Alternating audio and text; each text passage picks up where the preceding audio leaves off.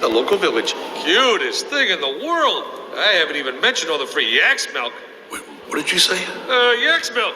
Milking a yak ain't exactly a picnic. But you know, once you pick the hairs out, it's very nutritious. No, something about a village. Where? Are the kids in it? Kids? Sure. Tough kids, sissy kids, kids who climb on rocks. Where is it? Hey, it's at the bottom of the mountain, around a 3-day hike. Oh, 3 days? We need to get there now!